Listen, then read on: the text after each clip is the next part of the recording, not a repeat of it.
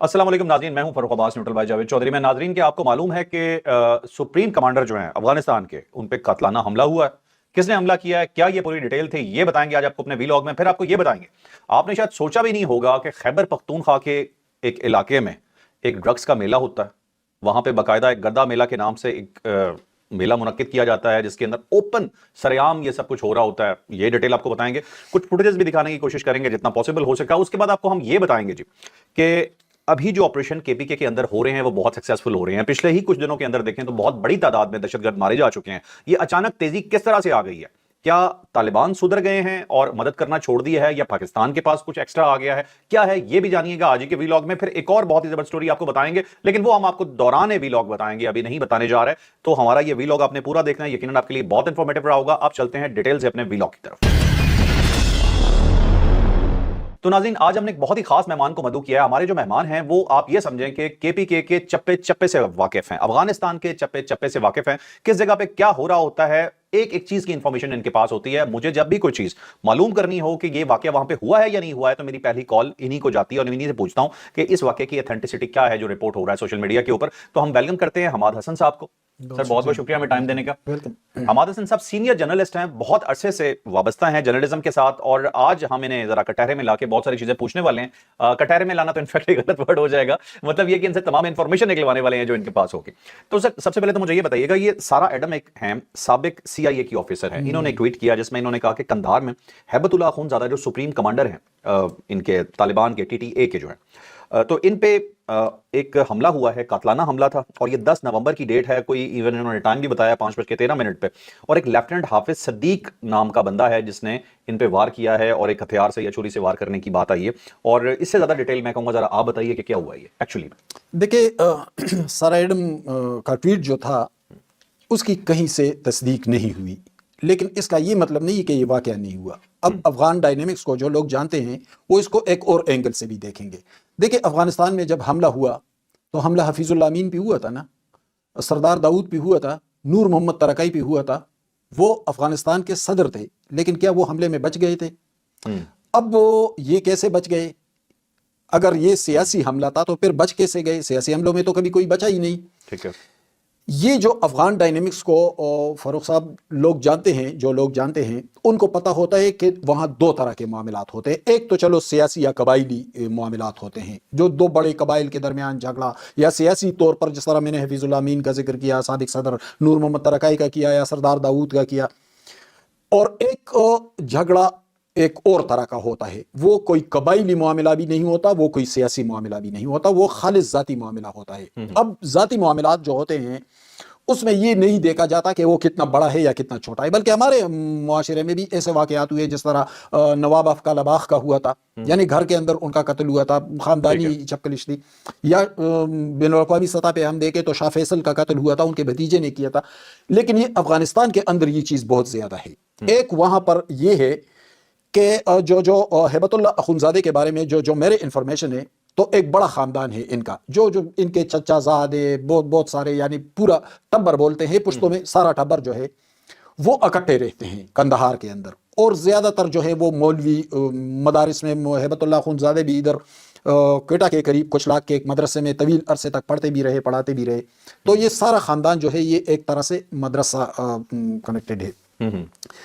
अब इस ख़ानदान में बहुत सारे लोग हैं, और ये ऐसे झगड़े जो होते हैं वो किसी खानदानी तनाज़े की वजह से होते हैं, और उसमें कोई बंदा निकल आता है। ये जिस लेफ्टिनेंट का हवाला ये दे रही है, अब इसके बारे में तो इंफॉर्मेशन नहीं है कि ये कौन है। अगर ये अफगान फौजी है तो अफगान फौजी तो ऐसा इस बात के इम्कानात नहीं है कि कोई अफगान फौजी उनके स्पिरिचुअल लीडर पर हमला करे। ये अफगान फौजी है, और वैसे तो उनकी एक पूरी कमांड है जो जो लेफ्टिनेंट का दिया है, तो जाहिर फौजी है।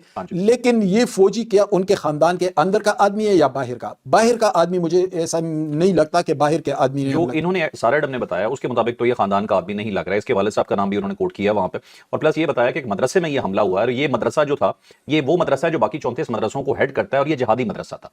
वहां पे ان کا وزٹ تھا اور اس وزٹ کے اوپر یہ حملہ ہوا ہے. اب اسپیکولیشن یہ ہو رہی ہے کہ یہ دوسرا گروپ ہے طالبان کا, وہ ذرا انہیں شاباشی دے رہا ہے ایسے لوگوں کو کہ جو اگر یہ لگتا ہے کہ ہیبت اللہ اخونزادہ ان کے رستے سے ہٹتے ہیں تو انہیں شاید کوئی کامیابی حاصل ہو جائے. مطلب یہ آپسی لڑائی ہی ہے, لیکن یہ خاندان کی نہیں لگ رہی, یہ طالبان کے گروپس کی لگ رہی ہے. دیکھیں قندھار کے اندر مجھے اس بات کے امکانات بہت کم دکھائی دے رہے ہیں. ایک چیز ہے جو مدارس کے معاملات کو جانتے ہیں, ایک مدرسہ ہیڈ کرتا ہے, پھر اس کے نیچے بہت سارے مدارس ہوتے ہیں. جس طرح ہم حقانیہ کی مثال لے لیں, حقانیہ ایک مدرسہ ہے کوڑا خٹک میں, لیکن پھر اس کے چھوٹے چھوٹے مدارس بہت سی جگہوں پہ ہوتے ہیں. ادھر پختونخوا میں بھی ہوتے ہیں اور بارڈر کے اس پر افغانستان میں بھی ہوتے ہیں جو بڑے مدارس ہیں. اس طرح مولانا فضل الرحمان کا مدرسہ ہوا یا دوسرے مدارس ہوئے, تو پھر ان کے چھوٹے چھوٹے مدارس مختلف جگہوں پہ جو جہاں سے فارغ ہوتے ہیں, دورہ حدیث یا دورہ قرآن شریف پڑھ کے اپنے علاقے میں چلے جاتے ہیں, وہاں پر وہ ایک مدرسہ قائم کر لیتے ہیں. پھر اس مدرسے میں ان کے بہت سارے شاگرد مقامی آ جاتے ہیں, پھر مقامی سے پھیلتے پھیلتے دوسرے علاقوں سے بھی آنے لگتے ہیں, لیکن اس کی ایفیلیشن جو ہے وہ اسی مدرسے سے ہوتی ہے جہاں سے یہ نکل کر آ چکا ہوتا ہے. پھر ان میں کچھ چیزیں آ جاتی ہیں,